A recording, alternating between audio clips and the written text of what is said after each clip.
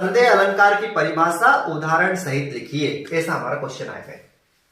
काव्य में जहां पर किसी व्यक्ति या वस्तु के बारे में यह संदेह हो कि वह है या नहीं, वहां संदेह अलंकार होता है। सरल परिभाषा, काव्य में जहां, काव्य में वो कुछ भी हो सकता है, कविता हो सकती है ना, कोई कहानी हो सकती है। काव्य जो कविता कवि के द्वारा या किसी राइटर के द्वारा लिखा गया है। तो संदेह अलंकार क्या है? काव्य में, है ना, काव्य में जहां पर किसी व्यक्ति या वस्तु, व्यक्ति भी हो सकता है, वस्तु भी हो सकती है, तो काव्य में जहां किसी व्यक्ति या वस्तु के बारे में यह संदेह हो कि वह है या नहीं, वहां अलग संदेह अलंकार होता है। भाई संदेह मतलब क्या है? संदेह मतलब भाई संदेह होना, सस्पेक्ट, है ना, संदेह होना कि वो है या नहीं। जैसे हम कई बार कहते हैं ना कि मुझे संदेह है कि वो घर पर है या नहीं, पर फिर भी उसे कॉल करके देखता हूं या फिर भी जाके देखता हूं कि वो घर पर है या नहीं। तो संदेह मतलब क्या है? उस पर शक करना कि वो है या नहीं। तो काव्य में जहां पर किसी व्यक्ति या वस्तु के बारे में यह संदेह हो कि वह है या नहीं, वहां संदेह अलंकार होता है। उदाहरण इसका, सारी बीस नारी है कि नारी बीस सारी है, सारी ही की नारी है कि नारी ही की सारी है। अब इस उदाहरण को भी याद करना है। अगर मान लिया जाए क्वेश्चन आता है हमारा कि संदेह अलंकार की परिभाषा उदाहरण सहित लिखिए, तो केवल इतने से काम नहीं चलेगा, उसका उदाहरण भी लिखना है तो ही हमें नंबर मिलेंगे। और उदाहरण हमें थोड़ा सा याद करना पड़ेगा। मैं कोशिश करता हूं याद करवाने के उदाहरण आपको, है ना, ध्यान से समझना। ये तो डेफिनेशन तो क्लियर है ना कि काव्य में जहां किसी व्यक्ति या वस्तु के बारे में संदेह हो, तो वहां पर कौन सा संदेह अलंकार होता है? व्यक्ति या वस्तु के बारे में संदेह हो तो संदेह अलंकार होता है, ठीक है ना। उदाहरण, सारी बीस नारी है कि नारी बीस सारी है, सारी है कि नारी है कि नारी है कि सारी है। ये उदाहरण मुझे याद करना है। अब या तो इसको बार बार पढ़ो, है ना, एक तरीका तो क्या है कि मैं बार बार 10, है ना, 8 से 10 बार यदि पूरे ध्यान से पढ़ोगा तो वो याद हो जाएगा।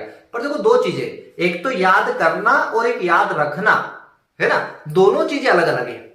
याद कर लेना, लेकिन याद करने के बाद उसको लंबे समय तक याद भी रखना है, ठीक है ना। तो या तो हम इसको 4-5 बार, 6 बार, 10 बार बोल ले तो याद हो जाएगा। फिर या इसको कोई इमेज बना ले, एक ऐसी इमेज क्रिएट कर ले हमारे माइंड के अंदर ताकि वो याद रहे। क्या इमेज क्रिएट करें?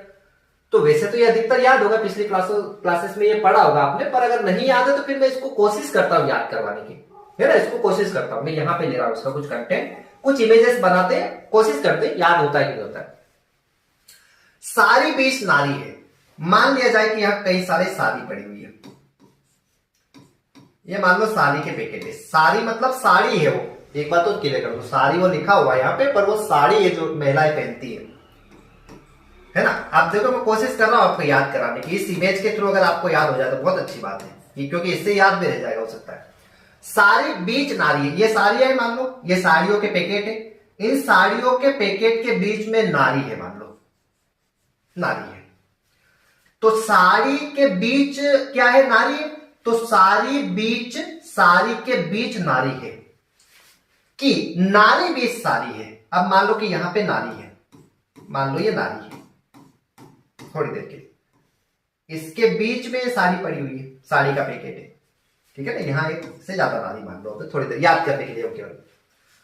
तो सारी बीच नारी है कि नारी, अब नारी को पहले लिखना है कि नारी बीच सारी है ना, कहीं सारी साड़ी के पैकेट हो गए, क्लियर है ना, कि साड़ी के बीच नारी है, ये नारी है, कि नारी के बीच साड़ी है। तो सारी बीच, है ना, सारी बीच नारी है कि नारी बीच साड़ी है।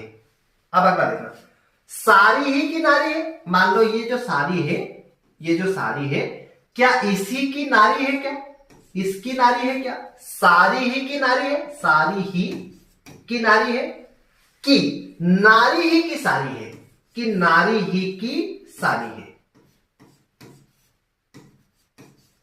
नारी की सारी।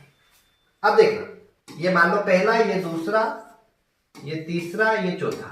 फिर से एक बार रिवाइज करता हूं। सारी बीच नारी है, सारी बीच नारी है कि नारी बीच सारी है। सारी, अब ये कहां से स्टार्ट हो रहा? सारी से। सारी ही की नारी है, सारी ही की नारी है कि नारी, अब नारी से स्टार्ट हो रहा, नारी ही की सारी है, नारी ही की सारी है, ठीक है।